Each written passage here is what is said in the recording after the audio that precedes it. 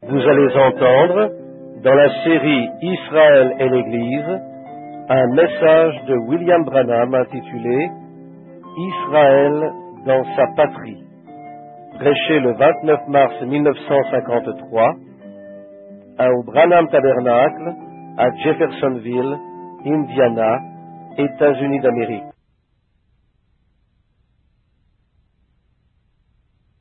Le Seigneur vous bénisse. Maintenant, ce matin, nous avons eu des questions et des réponses. Oh là là, nous en avons eu beaucoup. J'ai commencé, cela paraissait être environ 9 heures, j'ai arrêté à 2h30 et j'en ai encore une pleine poche, de toutes sortes. Mais peut-être pourrons-nous les aborder la semaine prochaine. Il y en a encore plus amassés ici que je n'ai même pas encore vu. Nous les aborderons aussitôt que possible. J'espère que frère Tom restera parmi nous la semaine prochaine. Et ainsi, nous avons beaucoup de prédicateurs par ici.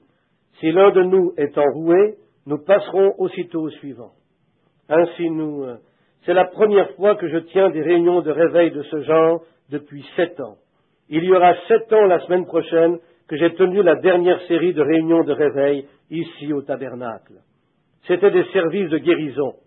J'admettrai que nous avons eu de plus grandes foules et ainsi de suite jusqu'à 100 000 personnes, mais je n'ai jamais eu un aussi bon temps. J'ai simplement eu un bon moment. Hier soir, je salivais simplement comme un cheval lorsqu'il mange du trèfle, frère White. J'ai eu un merveilleux moment. Le Seigneur nous a bénis. Il nous a bénis aujourd'hui au point que nous aurions démoli la maison. Cela ressemble à une réunion en plein air à l'ancienne mode, à faire tomber les murs de la maison, n'est-ce pas? Mais nous avons eu un bon moment. Le Seigneur nous a bénis. Nous croyons qu'il nous bénira ce soir. Nous avons discuté ce matin au sujet de questions très vitales, quelques-unes d'entre elles ayant rapport à des sujets bibliques profonds. Maintenant, vendredi prochain, il y aura un message sur la crucifixion. Vendredi soir prochain, le Seigneur voulant. Nous prendrons Jésus à la croix. Nous le verrons crucifié. Nous le mettrons dans le tombeau et nous le garderons là la soirée de samedi. Mais dimanche matin, au service du lever du soleil de Pâques, nous allons essayer de l'en faire sortir, vous montrer comment il prouve ce qu'il est. Il serait très bien, juste après cela, si le Seigneur nous permettait de tenir un grand service de guérison, n'est-ce pas? Cela serait-il bien? Peut-être que nous obtiendrons le gymnase de l'école secondaire ou quelque chose comme cela, et nous y rassemblerons quelques milliers de personnes, et nous aurons un grand service de guérison.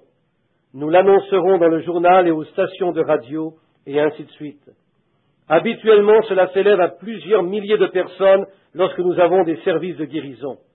C'est mon appel de prier pour les malades. J'ai eu de tellement merveilleuses expériences dans ce domaine. Et je crois que le Seigneur est en train de préparer quelque chose maintenant. La raison pour laquelle il m'a enlevé des champs missionnaires et m'a placé ici, je crois que c'est son mémorial, 7 ans. Il va susciter un autre niveau, aller un peu plus loin. Quand l'ennemi vient comme un fleuve, dit-il, j'élèverai un étendard contre lui. Ce soir, je voudrais lire comme texte ou comme écriture, et maintenant nous avons aussitôt après un service de baptême. Je ne parlerai pas trop longtemps ce soir. J'ai dit cela chaque soir, et puis je vous ai donné la punition de rester assis là pendant environ 2h30. Mais je ne peux pas faire cela ce soir parce que j'ai plusieurs personnes à baptiser. Et le matin de Pâques, aussitôt après le service du lever du soleil, il y aura des baptêmes d'eau ici au tabernacle aussi. Le baptême du matin de Pâques. On baptisera ce soir. Nous sommes des baptistes dans la façon de baptiser. Nous devons simplement être scripturaires. C'est tout. Pas exactement des baptistes, mais l'écriture. Nous croyons au baptême par immersion. Et maintenant, si vous ne croyez pas cela de cette façon, c'est encore très bien. Mais nous croyons cela, le baptême d'eau par immersion. Voici donc un passage de l'Écriture que cela m'est venu il y a des années, les 4 dernières années, sans faillir une seule fois, je pouvais prendre la Bible et je prenais ce chapitre. Et c'est que j'ignorais cela jusqu'à il y a quelque temps. Cela aboutit directement à la conclusion même du message de ce soir. La semaine prochaine, nous retournerons peut-être dans la Genèse ou dans les environs. Nous ne savons pas encore vers où nous nous dirigerons en ce qui concerne la semaine prochaine, comme le Seigneur conduira. Mais ce soir, lorsque j'étais malade ici il y a quelque temps, ce n'est pas que j'étais malade, j'étais simplement à plat. Je suis resté debout pendant des heures. Je me suis trouvé dans les lignes de prière pendant 8 jours et 8 nuits sans quitter l'estrade. Je prenais mes repas et dormais un peu, toujours sur l'estrade. Et je dis, je vais prier pour chacun si c'est possible. Et lorsque j'ai arrêté, il y avait encore 28 000 personnes dans la ville pour lesquelles il fallait prier. 28 000. Bien, c'est ce que rapportent les journaux. Ils étaient tous là quand le journal dit qu'ils étaient là, le Jonesboro Sun. Alors maintenant, un frère dit, vous parliez de la réunion en Arkansas, frère Bill. Quand j'étais là, on y parlait d'une réunion à Jonesboro, note de l'éditeur. Nous les avions tout ce temps-là. C'est là que des aveugles, des sourds, des muets, des estropiés et tout le reste était guéri. Ça a commencé de là à se propager autour du monde.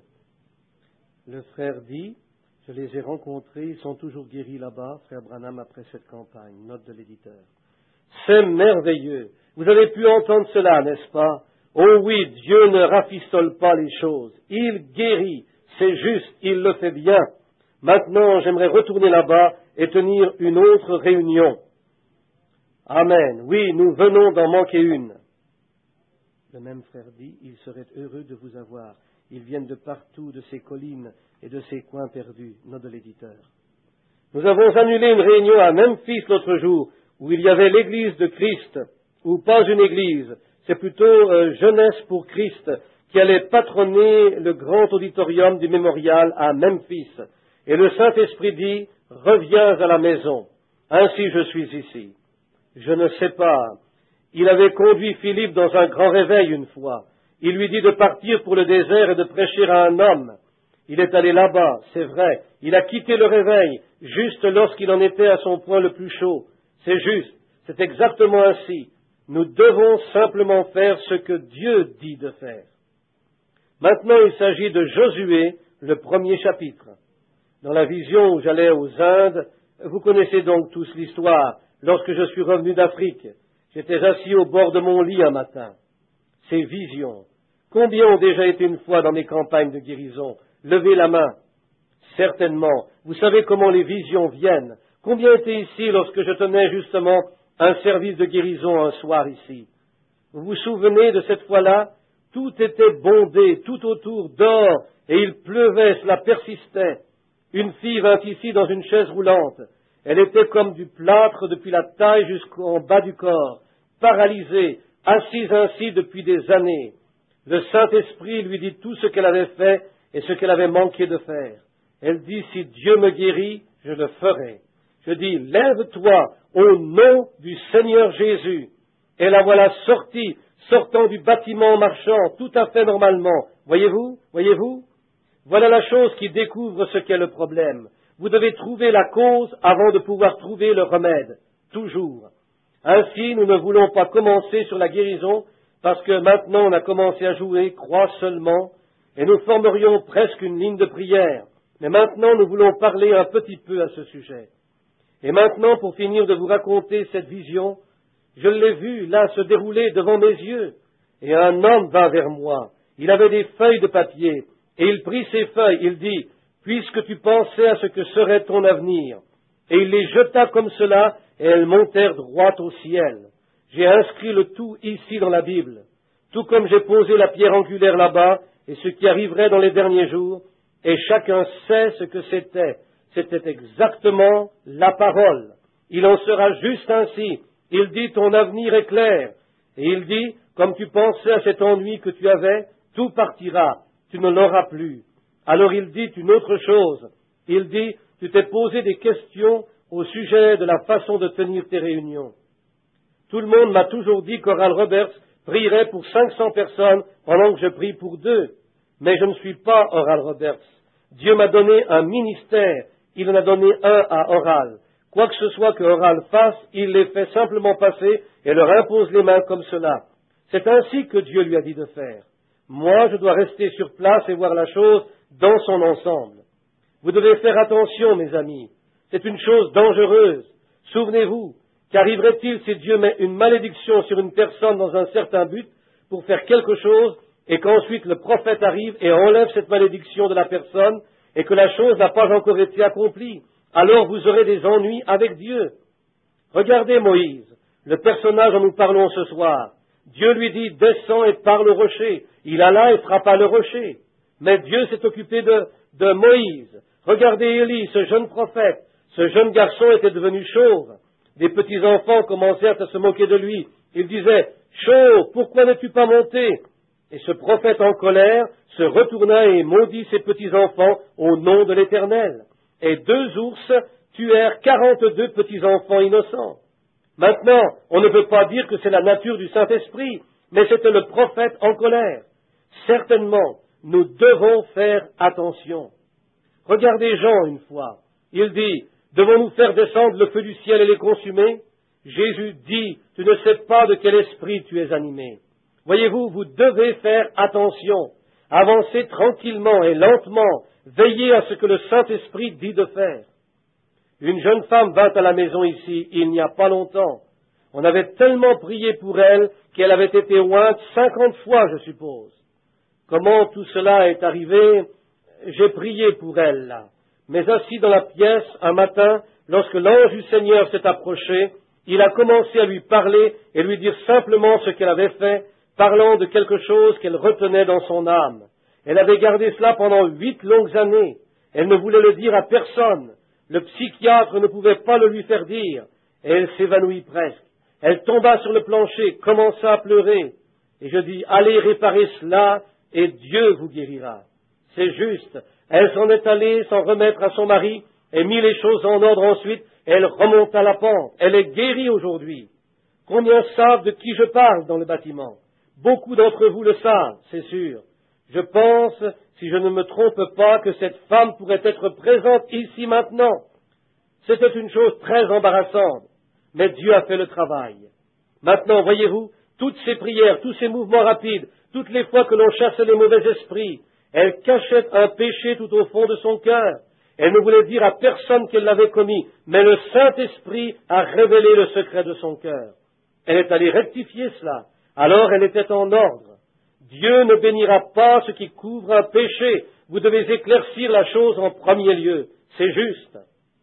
Maintenant, et pour continuer là, frère Robert, il a dit, juste comme tu es conduit. Et alors il m'a envoyé à Durban, Afrique du Sud, où nous avons eu 100 000 personnes à la réunion. La dernière réunion, il y a eu 30 000 convertis en un jour, lorsqu'ils virent ce que le Seigneur avait fait, comment il avait fait les grandes puissantes œuvres. Et là alors, j'étais assis de nouveau là-bas, il m'a montré une autre foule identique, il a montré cette foule en train de mourir. Alors il m'a tourné de ce côté, et un ange est descendu avec une lumière qui éclairait. Je voyais tout simplement des océans de gens, et c'étaient des hindous, vêtus de leur costume d'hindous. Et il me dit, disant, et j'ai vu l'ange s'approcher très près, et je dis, qui sont ces gens? Et lui, l'autre ange qui se tenait près de moi, celui que vous voyez dans le fond sur la photo, bien, il s'approcha de moi. Il dit, il y en a 300 000 à cette réunion-là. Maintenant, inscrivez-le dans votre Bible et observez le rapport qui sera donné. Lorsque je reviendrai des Indes, il y aura 300 000 personnes qui assisteront à la réunion en une fois. Je m'attends à ce qu'il y ait 100 000 conversions à la fois. Voyez-vous, c'est la seule chose qui refoulera la marée communiste maintenant, alors que 40% dans les Indes se sont déjà convertis au communisme. Regardez si l'Église, je dis ceci avec respect, si l'Église ne peut pas produire plus que de la lecture, des écrits et de l'arithmétique et le côté psychologique de l'Évangile, c'en est fini des hindous. Les hindous, tout comme les indigènes d'Afrique, doivent voir la puissance de Dieu en démonstration. Voyez-vous, on a envoyé des missionnaires là-bas depuis 50 ans en Afrique. Et lorsque les supposés chrétiens arrivent, ils portaient une petite idole d'argile sous leurs bras, comme le missionnaire leur dit. Eh bien, au sujet de la guérison, ils obtenaient la guérison par l'intermédiaire de l'idole. Pas par l'idole, par Dieu. Dieu fermait les yeux sur leur ignorance. Mais, quand on en est arrivé au point où ils auraient dû être guéris, le missionnaire disait, « Oh, ces choses-là, ces temps sont passés. Nous avons appris cela au séminaire. Voyez-vous, c'est déjà passé. Une telle chose n'existe pas. Bien. Alors il continuait de porter son idole pour la guérison. Je lui dis que le même Dieu dont le missionnaire avait parlé était la tête de toute guérison, et je le leur ai prouvé sur l'estrade. Alors ils ont accepté Christ et sont allés dans les jungles, et là-bas, un des confrères là-bas qui est allé dans les champs missionnaires baptise en moyenne 1 millier de personnes par semaine en ce moment, qui sont eux-mêmes des indigènes. C'est cela la mission. Dieu est en train de faire une œuvre vraiment rapide. Combien ont entendu les ailes de la guérison, le docteur White et les autres, et un de mes amis intimes, Raymond Huxter, bien sûr, il a prêché ici même au tabernacle, Raymond Huxter. Il s'est dirigé vers les Indes orientales là-bas, a tenu des réunions de réveil, et il a eu des milliers de convertis là-bas. Voyez-vous ce que Dieu a fait? Oh, regardez, laissez-moi dire ceci, permettez-moi de vous donner une illustration. Ici, voici une sphère, voici une autre sphère, et en voici encore une autre. Maintenant, ici, nous avons l'église nominale. Maintenant, ici, nous avons le sublime. Ici, c'est où nous sommes supposés être, juste voisins du ciel, où la puissance de Dieu coule. Très bien. Cela coule sur cette sphère ici, continue à couler jusqu'à celle-ci. Alors cela continue jusqu'à celle-là. Ici est l'église nominale. Elle continue simplement, juste sur de froides professions de foi et une petite affaire rituelle. C'est l'église nominale. Elle prend seulement les très petites gouttes. L'église suivante, à ce niveau-ci, le plein évangile, prend quelques bénédictions, mais il s'éloigne dans des isthmes. Si nous devons nous élever dans cette sphère suivante ici, avant de pouvoir être enlevés, alors c'est parfaitement juste. On doit s'élever jusque là-dedans avant de pouvoir y avoir part. Et c'est vrai. Maintenant, notez donc cela dans votre Bible. Il ne m'a jamais rien dit depuis que j'étais un bébé. Et cette colonne de feu et ma propre mère qui est assise là-bas au fond maintenant, elle qui avait 15 ans lorsque je suis né, elle a ouvert largement la petite fenêtre et l'ange du Seigneur est entré et s'est tenu là.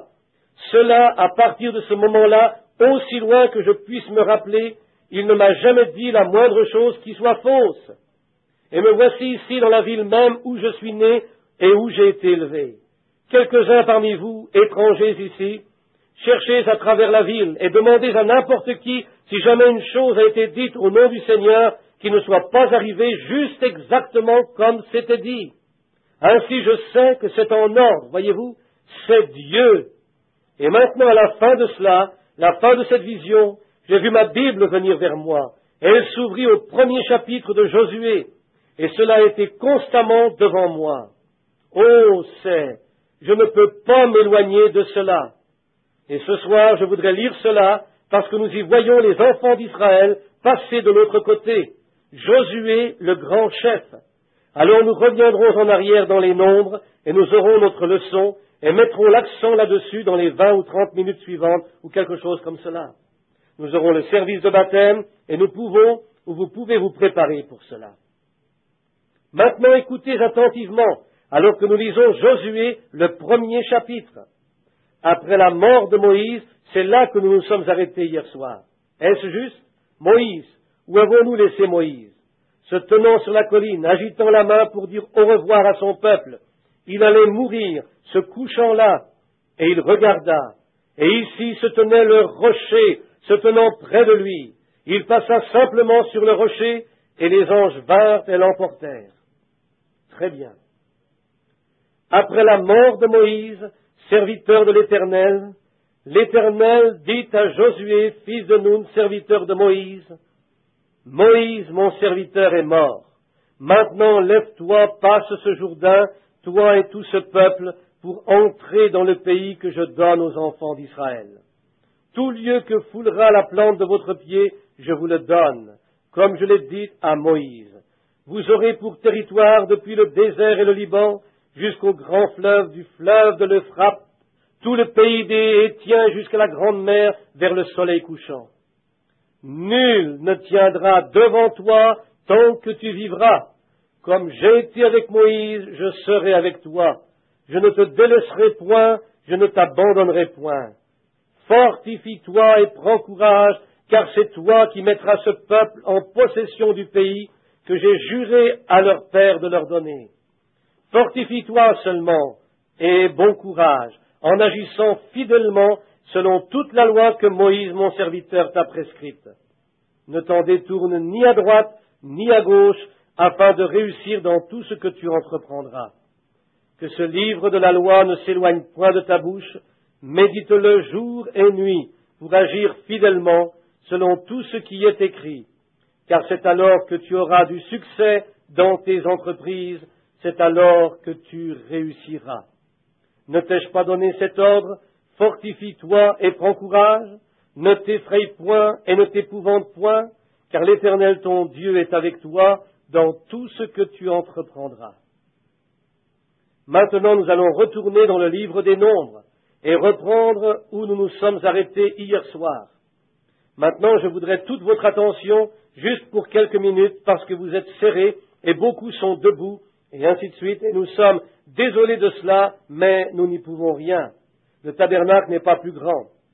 Maintenant, nous avons laissé Moïse. Les enfants d'Israël étaient sortis d'Égypte, ils étaient allés dans le désert, ils commençaient à murmurer. Dieu envoya des serpents brûlants parmi eux, et ils les mordirent, et ils mouraient par milliers. Et alors il fit une expiation, un serpent d'airain. Oh, comme c'est beau! Ce serpent d'airain, parlant de jugement, jugement divin, et le péché est déjà jugé. Genèse 3,14, Dieu avait déjà jugé le serpent.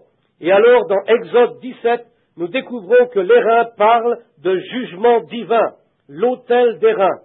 Puis aussi, dans les jours d'Élie, nous avons vu que les cieux étaient d'airain. L'airain est toujours un symbole du jugement divin. Ce soir, les nations commencent à devenir d'airain, un symbole.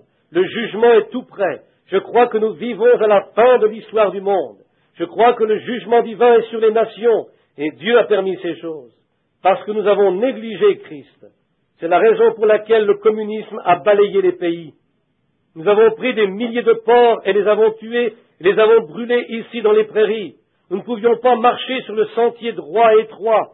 Nous avons rapporté du whisky et de la bière. Nous avons brûlé le blé et l'avons retourné. Nous avons semé du coton par-dessus. Et des centaines de petits-enfants sont morts de froid ou presque en un an. Très bien, nous l'avons maintenant. Le communisme est entré sans problème et nous a retiré ce que nous avions de dessous les pieds. Pas étonnant que le christianisme ne puisse même pas élever son étendard. C'est non parce que Christ n'en est pas capable, mais parce que les gens veulent la mort. Le message est prêt, la puissance de Dieu est suffisante. Les hommes et les femmes ont peur de se libérer là-bas vers ces sphères devant Dieu pour oser mettre leur confiance en lui et prendre sa parole. Moïse alors faillit devant Dieu. Moïse est un type parfait de l'organisation d'Église. Excusez ceci mes frères, mais je voudrais que vous écoutiez ceci attentivement. Toutes ces choses étaient une ombre et un type. Et aujourd'hui on entend des gens qui disent « Oh, j'appartiens à tel groupe, j'appartiens aux méthodistes. » Pas seulement ça, mais les pentecôtistes, les gens de la sainteté, j'appartiens aux assemblées, c'est le plus grand groupe, j'appartiens à l'Église de Dieu. Frère Branham fait claquer son doigt, note de l'éditeur. Dieu ne fait pas plus attention que ça au sujet de l'un ou de l'autre, ni à quelque groupe que ce soit. Non, monsieur, Dieu s'intéresse aux individus et à un homme et une femme qui osent se confier en lui. Moïse était un type de l'organisation d'Église, c'est-à-dire qu'il représentait la loi, et Moïse s'est glorifié devant le peuple au lieu de glorifier Dieu, et Dieu s'est détourné de lui. Et aujourd'hui, l'Église commence à se glorifier au lieu de glorifier Dieu. Ils essayent d'obtenir plus de membres, de meilleures églises, de meilleurs orgues, de meilleurs bancs, et une plus grande Église. Dieu ne se soucie pas plus que ça à ce sujet.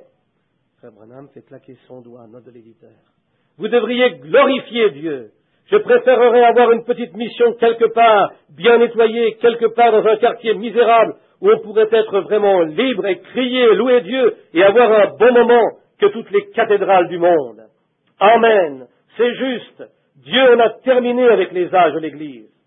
Maintenant, remarquez, il condamna Moïse parce que Moïse se glorifia lui-même. Maintenant, prêtez donc attention à ce qui se passe aujourd'hui. Ces grandes églises Ils veulent tous que vous veniez dans leur église et leur organisation, et chaque prédicateur tire pour essayer de mettre une plume à son chapeau. Il continuera dans ce sens et dira, bien, je pourrais être un doyen sur tout un district, je pourrais être ceci, cela et encore cela. Frère, je veux être chrétien. C'est ce dont les hommes et les femmes ont besoin, c'est de Christ. Oh, quand je commence à les voir la manière dont ils se comportent. Cela me rappelle, il n'y a pas longtemps, je prenais quelques vacances en revenant d'Afrique. J'étais là-haut dans les bois du Nord, tout là-haut à la frontière de l'Alaska, à bien 1000 kilomètres d'une route goudronnée. Je suis parti pendant 6 jours à dos de cheval, m'éloignant de toute chose, et comme je passais de nouveau par là, j'étais sur mon cheval. Un jour, il fut véritablement effrayé. Un ours gris avait juste apparu et il eut peur. Et je continuais à avancer, ou plutôt c'est lui qui commença à courir. Nous avons traversé tout cela. Il y avait eu un grand incendie depuis pas mal de temps. Il y avait tout un groupe de grands vieux et hauts arbres qui se tenaient là, et ils étaient blancs, là, au clair de lune. Oh, juste aussi majestueux et forts qu'ils en avaient l'apparence. Toute vie s'en était allée d'eux. Et j'écoutais les vents hurlants, et les vents descendirent là à travers eux, juste gémissant, vous savez, et tout ce que ces vieux arbres faisaient, c'était simplement couiner et piailler. Et dans Joël, il est dit, ce qu'a laissé le gazam, le asile l'a dévoré, ce que le asile a laissé, le ver l'a dévoré. Ces églises, oh, sans aucun doute, c'était comme ces grands arbres. Elles furent une fois de grandes statues vivantes, les méthodistes, les baptistes, les presbytériens, les pentecôtistes. Mais, je vous le dis, les feux et les brûlures de ce monde les ont roussis et ont enlevé toute l'écorce. Ils se tiennent comme un groupe de pierres tombales maintenant, et ils se dressent là sans aucune vie du tout en eux. Amen, c'est juste. Et lorsque le vent impétueux descend du ciel, la seule chose qu'ils font, c'est simplement couiner et piailler, gémir et parler contre la chose. Alléluia! Ce dont nous avons besoin, c'est de quelqu'un qui l'accepte. Et j'ai remarqué là-bas, ces jeunes arbres qui poussaient, ils étaient flexibles. Ils se donnaient simplement au vent, s'ébattaient d'un côté de l'autre comme cela ayant un bon moment. Je dis, cela me fait penser à un bon réveil du Saint-Esprit, à l'ancienne mode envoyée de Dieu. Alléluia! Lorsque des signes et des prodiges commencent à entrer dans l'Église, les grandes vieilles églises gémissent. Je ne crois pas à ces choses. C'est du fanatisme. Les jours des miracles sont passés. Et le vent signifie, ou siffle aussitôt après, le même qui les fait gémir donne la gaieté aux autres. Alléluia! Et lorsque vous secouez cet arbre, chaque fois qu'il reçoit une secousse, cela dégage les racines. Ainsi, il peut croître vers le bas et avoir une meilleure assise. Alléluia! C'est ce dont nous avons besoin ce soir. C'est d'une bonne secousse du Saint-Esprit, de l'ancien temps, se mettre à genoux. Gloire à Dieu, avoir une prise sur Dieu à l'ancienne mode. Toutes les secousses et tous les tiraillements que le Saint-Esprit vous cause, il dégage la saleté autour des racines afin qu'il puisse creuser pour avoir une meilleure prise. Soyez enracinés et fondés dans le Christ Jésus.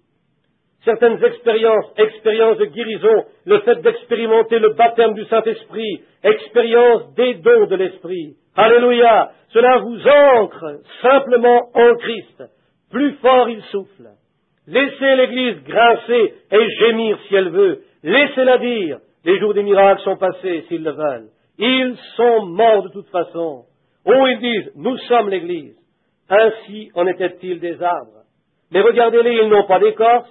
Ils sont simplement boursouflés, toute l'écorce a été brûlée, on ne pourrait pas y introduire la vie, voilà la raison. Si ces arbres avaient de l'écorce et qu'on pouvait y introduire la vie, ils vivraient à nouveau. Mais toute l'écorce, ils sont allés de l'avant et ont fait leur rite et ainsi de suite. Ainsi, ils ne peuvent même pas avoir d'écorce sur eux, rien que couiner et piailler lorsque le vent souffle. Mais Dieu a envoyé le vent malgré tout. Ainsi, cette toute petite église qui grandit, une petite poignée, ils avaient juste un bon moment avec cela alors, que le reste d'entre eux s'agitait à ce sujet. Oh là là! Mais nous avons besoin de la puissance de Dieu dans l'Église. Maintenant, lorsqu'ils sont partis, à la mort de Moïse, ils commencèrent à aller vers la terre promise. Je dois me dépêcher maintenant parce que nous n'avons pas beaucoup de temps. Mais ils commencèrent à se diriger vers la terre promise. Qui s'est tenu sur leur chemin? Mais un jour, un vieux roi s'agita terriblement contre cette bande d'Hébreux qui traversait son pays. Et il savait que Dieu était avec eux. Ainsi, il alla voir et envoya un prophète du nom de Balak pour aller les maudire. Et le vieux Balaam Balak avait un prophète du nom de Balaam. Et Balaam chevaucha une vieille petite mule après que Dieu lui eut dit de ne pas aller. Et vous savez, il commença sa randonnée conduisant sa mule avec 2 serviteurs. Il allait là-bas pour maudire Israël. Bien sûr, je m'occuperai de ce groupe de fanatiques religieux de ta part. Je vais les remettre en place. Ainsi il monta sur la mule et s'en alla droit vers Israël. La première chose qu'on sut, la mule avait une vue plus spirituelle des choses que le prédicateur. C'est juste. La mule vit le Saint-Esprit se tenant sur la route avec une épée tendue. Elle sortit de la route et alla dans le champ, écrasa bien le pied du vieux prédicateur. Oh frère, ce dont nous avons besoin aujourd'hui, c'est de monter un peu plus sur une mule. Ne croyez-vous pas cela? C'est juste. Oui, la voilà. Elle sortit de la route et alla dans le champ et vit l'ange de l'Éternel se tenant sur le chemin. Et la fois d'après, le Saint-Esprit alla dans un petit endroit étroit et se tint là à nouveau. Et alors la première chose qu'il fit, il commença à éperonner la vieille mule et essaya de la faire traverser. Et la mule restait simplement couchée. Il commença à lui donner des coups de pied, à la battre avec un bâton. Et la mule se retourna et parla avec une voix humaine et dit, « Ne t'ai-je pas bien servi dans toutes ces choses ?» Et le prophète était encore si furieux qu'il ne remarqua même pas ce que la mule disait. Oh là là! Si Dieu peut utiliser la langue d'une mule muette pour parler, certainement qu'il peut utiliser un homme ou une femme qui se sera abandonné à Dieu. Alléluia! Et maintenant, alors en premier lieu, les écailles tombèrent des yeux du prédicateur, et il regarda par là, et il vit ce qui n'allait pas. Le Saint-Esprit se tenait là, ou l'ange de l'Éternel dans le chemin. Il continua sa route, et il pensait qu'il allait certainement maudire ces gens. Ainsi, alors qu'il descendait la route, nous trouvons une belle image de cela dans Jude, si nous prenons la Bible là. Écoutez, lorsqu'il parvint là, il dit, « Maintenant regardez Balaam, et Balak va montrer Israël à Balaam, ainsi il va bâtir son autel. » Il était prophète, Balaam. Ainsi il lui montra une partie d'Israël, mais là, pire. Et c'est exactement de cette façon que le diable agit aujourd'hui. Il vous montre simplement le plus vilain côté de la chose. C'est ce que le diable montre à certains de ces prédicateurs modernes de théologie. Il dit simplement, maintenant regarde ici, tu sais, Jean Dupont qui habitait par ici, il est parti avec la femme d'un tel. Nous en avons assez de cette bande de fanatiques religieux. Il ne pensait pas que certains de sa propre organisation faisaient la même chose. C'est juste, mais ils peuvent le dissimuler. Mais écoutez, il en montra simplement autant au sujet d'Israël. Alors il le fit retourner et lui montra tant de choses ici. Mais, lorsqu'il arriva à un endroit, et Balaam, lui, pensa, certainement, si Israël a mal agi. Et effectivement, ils avaient mal agi. Ils avaient pratiquement tout mal fait dans le calendrier de Dieu, ou presque. Mais ce qu'il en était, et Balaam pensait qu'un Dieu saint maudirait sûrement un peuple qui avait fait tant de mal. Il pensait certainement, Dieu le fera. Ainsi, lorsqu'il arriva là, il était tellement fou d'argent qu'il ne pouvait pas voir la raison pour laquelle Dieu ne les maudissait pas. Et chaque fois qu'il essayait de les maudire, il les bénissait. Il sortait sa prophétie comme cela et continuait sur sa lancée, levait son manteau pour dire sa parabole, et au lieu de maudire, c'était une bénédiction qui revenait sur eux. Qu'elles sont droites tes tentes, ô Israël, comme elles étaient grandes. Au lieu de les maudire, c'était une bénédiction. Ce que Balaam manqua de voir, c'est ce que les prédicateurs modernes et les gens modernes manquent de voir dans l'Église du Saint-Esprit aujourd'hui. Ils disent, je sais que beaucoup d'entre eux s'appellent ceci, cela, encore cela, et ils ont fait tant de choses. J'admettrai cela, frère. Ils disent, ils se mettent en colère à cause de ceci, et ils ont fait cela et fait ceci.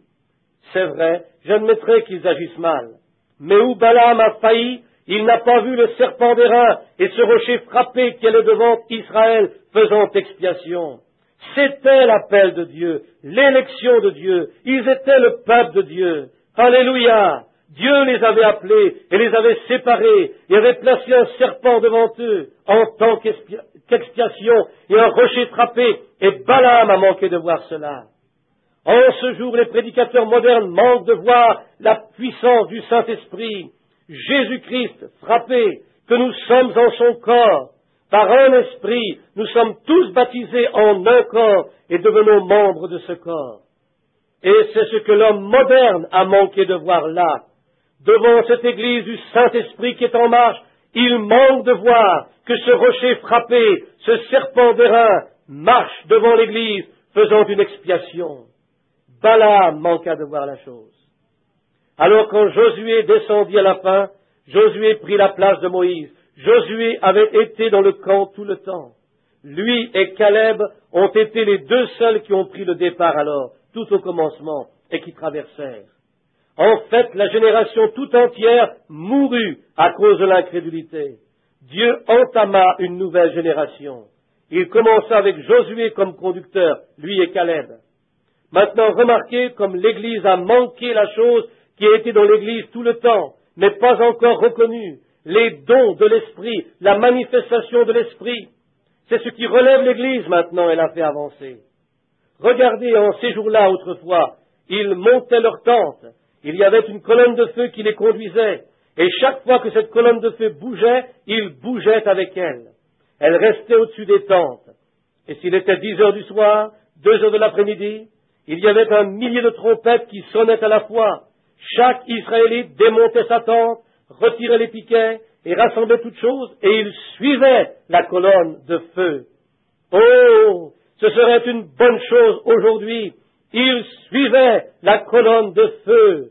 Et alors là où la colonne de feu s'arrêtait, ils dressaient leur tente là-dessous. Cela, l'Église l'a perdu.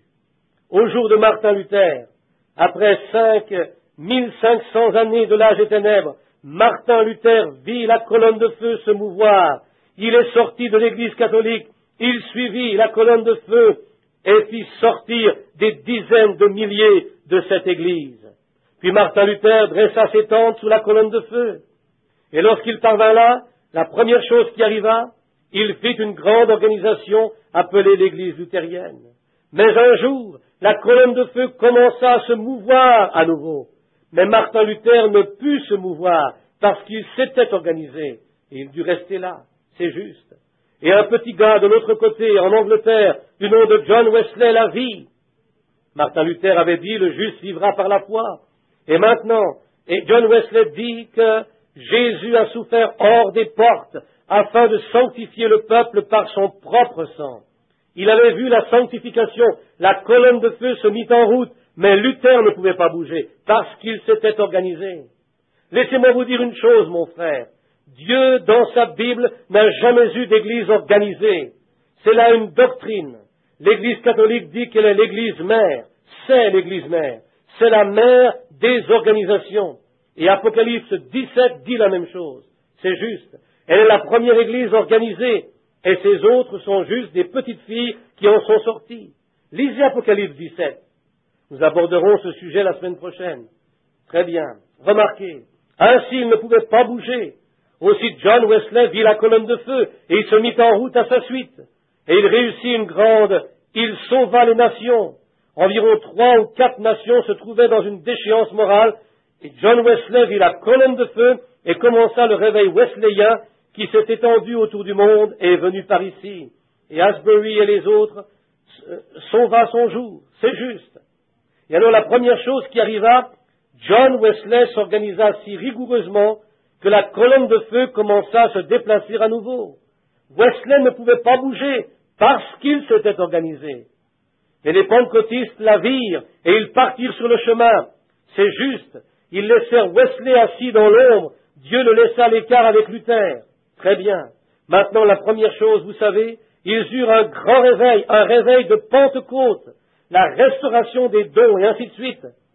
Et maintenant, la première chose qui arrive, la colonne de feu vient de commencer à bouger à nouveau. Mais la Pentecôte est tellement organisée qu'elle ne peut pas partir. Frère Larry y était quand ils étaient purs. C'est tellement organisé, cristallisé qu'ils ne peuvent même plus bouger. C'est juste, c'est vrai. Mais la colonne de feu est en route, mon frère.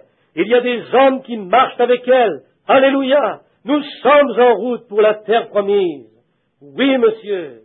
Lorsque Moïse faillit, Josué vit cette colonne de feu bouger et dit « Avancez les enfants, nous sommes sur notre route. » Il les amena là-bas au bord du Jourdain. Oh, quand je pense à cela, comme c'est beau. Il dit « Maintenant, avant de traverser, nous allons laisser quelques espions nager vers l'autre rive. » Vous connaissez le cas de la prostituée, la fameuse Rahab la prostituée plutôt, comment elle laissa pendre les vêtements de cramoisi et sauva sa maison. Par la foi, elle sauva la vie. Elle se sauva, elle et sa maisonnée. Tous les murs tombèrent, sauf de son côté, parce qu'il y avait là un filet rouge sur sa porte. Comme nous avons vu l'autre soir, l'ange de la mort passait par là. Y a-t-il un filet rouge sur votre porte avant que cette grande secousse n'arrive? Il dit, une fois encore, j'ébranlerai non pas la terre, mais j'ébranlerai les cieux. Et nous recevons une puissance d'un royaume inébranlable. Hébreu, c'est juste. Nous vivons en cette heure-là. Maintenant, faites attention. Je vois Josué, le jeune chef. Dieu le rencontre. Il dit, n'aie pas peur maintenant, toi. Mon serviteur Moïse est mort, mais lève-toi et passe ce Jourdain. Personne, tant que tu vivras, ne tiendra devant toi. Comme j'ai été avec Moïse, je serai avec toi. Ne crains point, fortifie-toi et aie bon courage. Oh là là, je peux voir ce bon guerrier marcher là, un humble petit gars. Il avait appelé tout Israël au rassemblement. Et il regardait là-bas de l'autre côté du Jourdain. C'était au mois de la moisson, en avril. Et alors les neiges avaient fondu en Judée. Et il y avait un grand fleuve qui descendait là, mugissant. Je vous ai dit que nous avons eu un film de cela, où certains de nos frères sont allés là-bas récemment. Ils avaient une réunion là, où ils passaient simplement pour la préparer. Je vais y aller pour une réunion. Ils étaient à peu près une quarantaine. Et ils sont arrivés à cet endroit, et ils criaient et auraient aimé abattre tous les buissons du coin. Et lorsqu'ils sont arrivés là où Jésus fut baptisé par Jean, chacun s'est mis à crier, à sauter dans l'eau, et se baptiser l'un l'autre à nouveau. C'est certain. Il y a comme quelque chose qui déchire l'âme d'un homme lorsqu'il pense à cela. Le cher Buddy Robinson, quand il était là-bas, certains parmi vous, les Nazaréens, devraient saisir ceci. Il circulait dans une vieille Ford Model T, refaisant le même voyage par lequel les enfants d'Israël y sont arrivés. Il dit, gloire à Dieu, arrêtez cette machine, je ne peux plus supporter la chose plus longtemps. À cet endroit même, il se mit à courir et tourna tout autour de la voiture, criant aussi fort qu'il pouvait. Puis il se rassit dans la voiture et dit, remets la chose en marche, allons-y. Il y a quelque chose là, alléluia. Qu'est-ce? Il y a une profondeur ici à l'intérieur qui appelle une profondeur. Mon frère, je crois que lorsqu'il y a une profondeur ici dedans qui appelle, il y a une profondeur là-haut pour y répondre. Aussi longtemps qu'il y a une faim dans un cœur humain, en fait, pour se mettre en route et faire quelque chose pour Dieu, cela montre qu'il y a quelque chose qui nous pousse d'en haut, qui descend sur nous. Nous sommes tout près de la chose, frère. Écoutez ce soir. Je crois ceci au nom du Seigneur, que les choses que nous avons faites sont de petites choses menues en comparaison de ce que Dieu est déterminé à faire à l'instant même. Vous allez entendre parler de grandes choses. Je viens de voir Josué maintenant. Il se tient là. Comment va-t-il traverser le fleuve? Regardez-les. Or, il n'avait pas de bâtisseurs de très grands ponts en voûte, ni d'acier, ni de matériaux, ni de bois pour construire des ponts ces jours-là. Il ne les avait pas avec eux. Mais Josué regarda de l'autre côté de ce Jourdain boueux. Il regarda derrière lui et vit ces milliers, dizaines de milliers de Juifs. Il dit, Dieu frayera un chemin. Dieu le leur avait promis. Et si Dieu promet quelque chose, Dieu gardera sa parole. Si Dieu a promis de vous guérir, il le fera. Si Dieu a promis de vous donner le Saint-Esprit, il le fera. Vous devez simplement venir, repentez-vous et soyez baptisés dans le nom de Jésus-Christ et croyez-le et regardez ce qui arrive. C'est juste, vous serez remplis du Saint-Esprit. Dieu est engagé envers sa parole. Il ne peut pas retirer sa parole. Il doit garder sa parole pour être Dieu. il doit le faire. Maintenant, remarquez Josué, se tenant là, il regardait tout alentour. Oh là là! Nous allons nous tenir là aussi un de ces jours. Nous allons nous tenir à la fin de la route, quand nous serons dans le Jourdain boueux. Tu es en bonne santé ce soir, mon ami. Il se pourrait que tu n'aies rien qui n'aille pas, mais un de ces jours, le docteur sera dans ta chambre et dira, on ne peut plus rien y faire. Le pouls diminuera, on le sentira, jusqu'à s'arrêter. Ces jours de jeunesse seront terminés. Quelque chose a frappé. Le docteur dit, on ne peut plus rien faire. Je suis désolé. C'est une jeune femme, un jeune garçon, un vieux ou un jeune, quoi que ce soit, mais on ne peut plus rien faire. En sortant de la chambre, vous sentirez les froides vapeurs de la mort flotter dans la pièce. Ce vieux Jourdain paraîtra boueux et rude. Oh là là! Alors vous serez comme Josué. Il regarda, s'asseyant de l'autre côté sur la colline, et là se trouvait l'arche de l'alliance qui servait de tampon. Il avait quelque chose qui pouvait se mettre entre lui et leurs ennuis. Et ce soir, nous avons l'arche, le Christ Jésus, qui se tient entre nous et la mort. Un de ces jours, lorsque le dernier souffle quittera notre corps, je veux descendre vers le fleuve et dire, « Laisse-moi passer, Jourdain, je vais te traverser pour voir mon Seigneur. » Je crois que l'étoile du matin paraîtra jusque dans les vallées de l'ombre de la mort. Elle éclairera le chemin et le Saint-Esprit étendra deux ailes luisantes au travers du Jourdain et emportera nos âmes fatiguées vers un pays meilleur. Amen. Maintenant remarquez ceci. Alors, lorsque Josué regarda, il prit l'arche de l'alliance. Il leur parla et dit, « Rassemblez-vous ici, sanctifiez-vous d'ici demain, et préparez-vous, car vous verrez la gloire de Dieu. » Alors il savait que Dieu était avec lui. Puis il prit les prêtres, et ils placèrent Dieu en premier, l'arche devant les prêtres, devant la congrégation. Il les faisait se tenir à une certaine distance, jusqu'à ce que l'arche avance premièrement. Mon frère, ma sœur, si vous placez Dieu en premier dans chaque chose que vous faites, vous ne pouvez qu'aboutir au bon endroit. Placez Dieu premièrement. Et ils partirent, emmenant l'arche. Et lorsque les pieds des prêtres se reposèrent dans l'eau, Dieu fit reculer le Jourdain. Ce dernier recula. Dieu s'est tenu dans une colonne et Israël a traversé à pied sec. Ils ont bâti leur camp. Josué se promenait par là, quelques jours après, supervisant simplement tout l'endroit. Tout était fermé là-bas, parce que Dieu leur avait inspiré de la crainte à tous, parmi les habitants de la Palestine, autour de Jéricho. Josué marchait ainsi, et il regardait, car il avait vu quelqu'un. Il tira son épée, il dit, et cet autre homme tira son épée. Il dit, pour qui es-tu? Es-tu des nôtres, ou es-tu de nos ennemis? Il dit, non, mais je suis le chef de l'armée de l'Éternel. Enlève les chaussures de tes pieds, car le sol sur lequel tu te tiens est un sol sacré. Il rencontra Jésus, là, face à face, le chef de l'armée de l'Éternel, et lui dit ce qu'il devait faire. Marcher autour des murs, sonner de la trompette, crier, et les murs de Jéricho tomberaient. Et ils prirent le pays de la Palestine. Ils s'établirent là comme Dieu le leur avait promis, parce que la promesse de Dieu était pour eux. Maintenant, mon frère, ce soir, nous sommes en route vers la terre promise. Dans quelques minutes, nous ensevelirons des personnes ici dans ce baptistère pour la rémission de leurs péchés, comme ils croient au Seigneur Jésus. Et je voudrais dire ceci, si vous n'avez pas affermi votre vocation et votre élection en Christ, puissiez-vous le faire ce soir. Vous dites, bien, frère Branham, Dieu ne veut pas de moi, je ne vaux rien. Si, vous valez quelque chose. Il n'y a pas longtemps, j'étais dans un musée au Tennessee.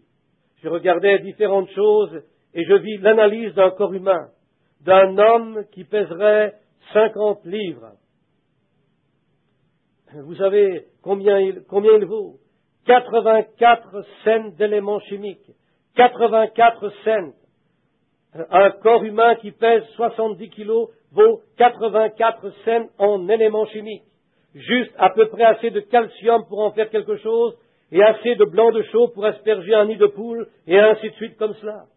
Tout ce que vous avez eu là n'est qu'une toute petite chose, 84 cents.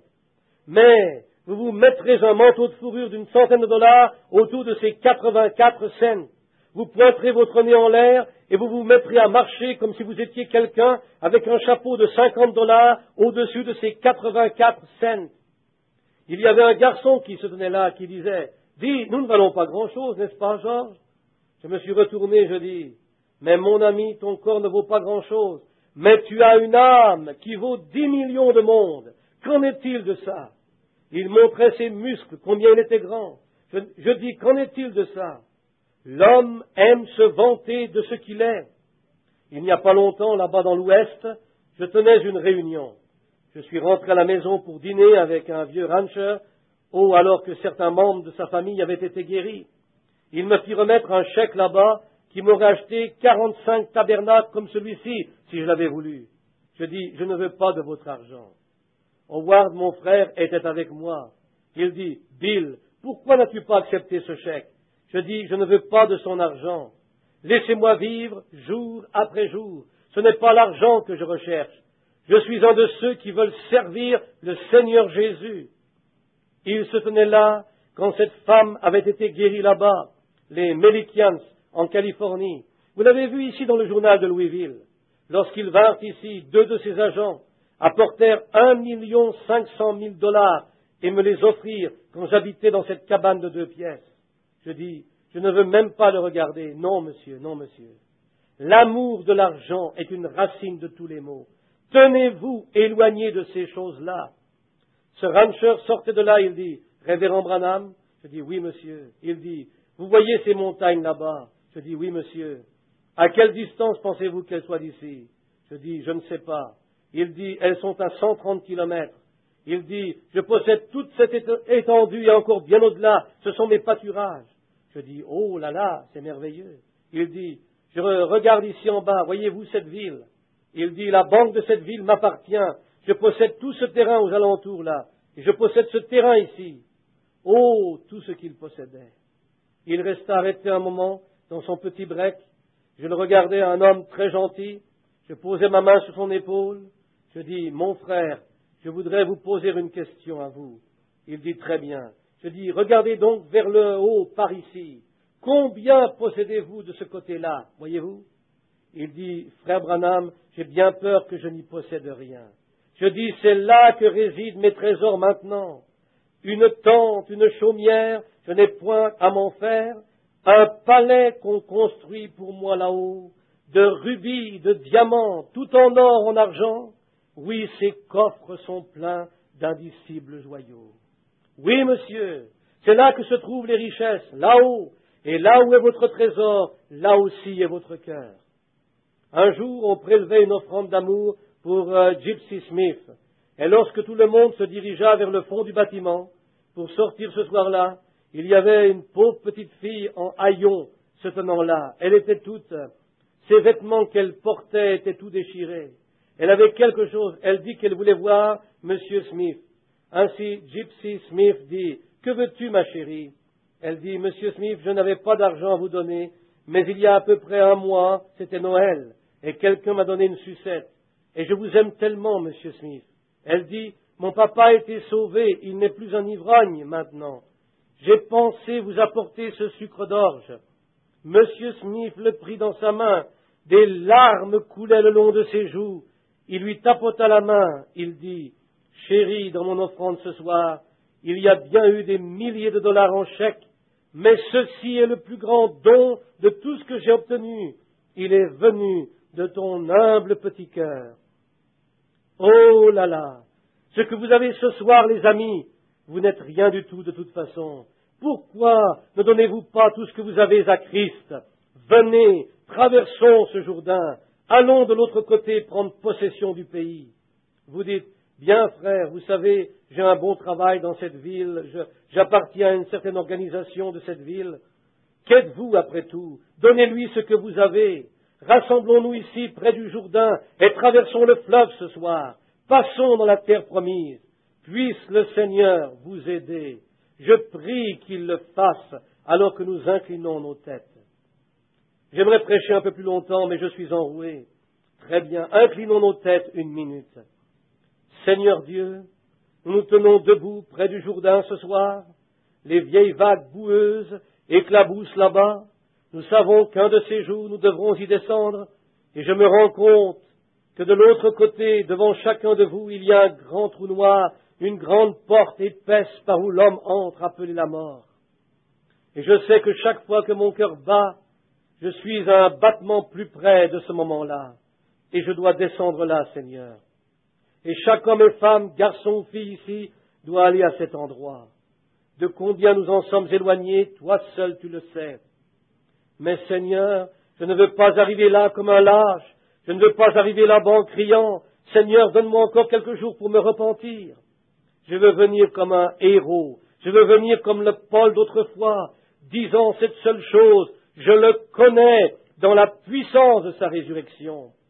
Non pas par le fait de serrer la main d'un prédicateur, non pas en inscrivant mon nom dans le livre d'une église, et par quelques gouttes d'eau aspergées sur ma tête, je veux le connaître dans la puissance de sa résurrection, afin que lorsqu'il appellera mon nom, je sorte du milieu des morts.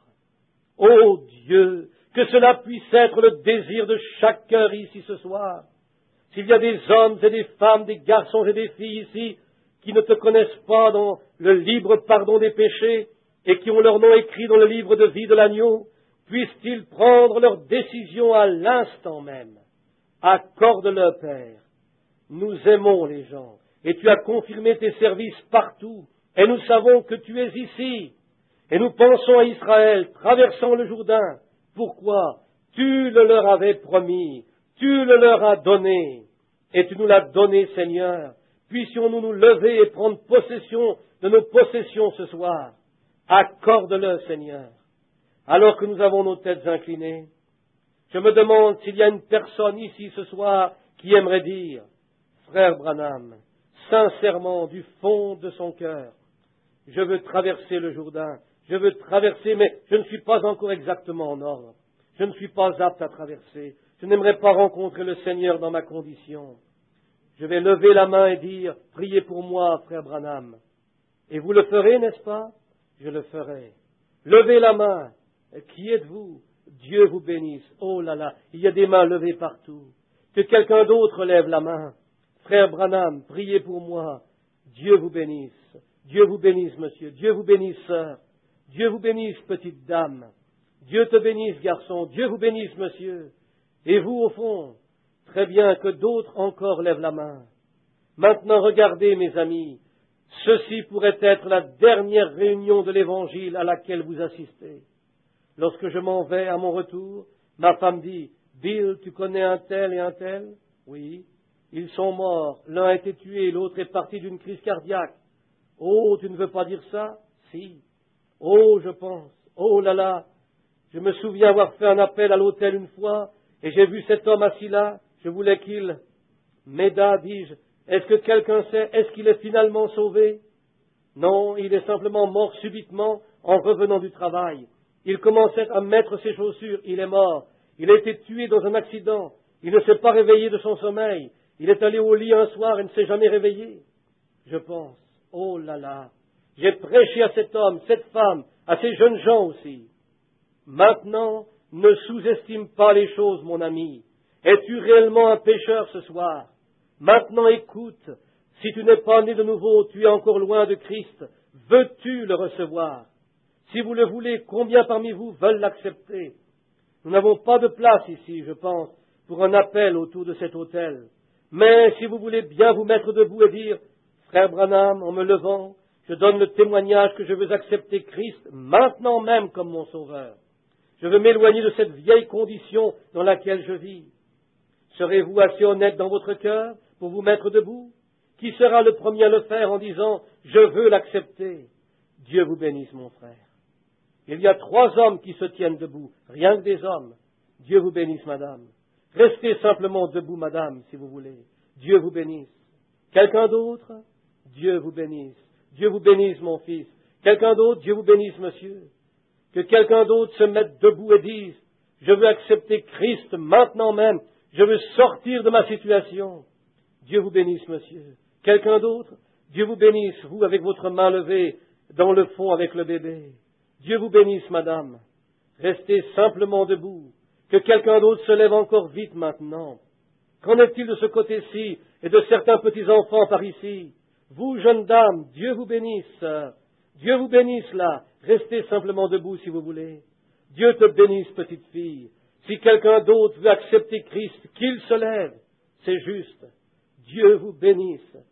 Dieu vous bénisse. Levez-vous. Que quelqu'un d'autre dise, je veux accepter Christ à l'instant même. Je voudrais que vous ne m'oubliez pas, frère Branham, à cet instant même. Voulez-vous vous lever? C'est vous qu'on attend. Je veux accepter Christ. Savez-vous que vous êtes pécheur? Ou est-ce que le doute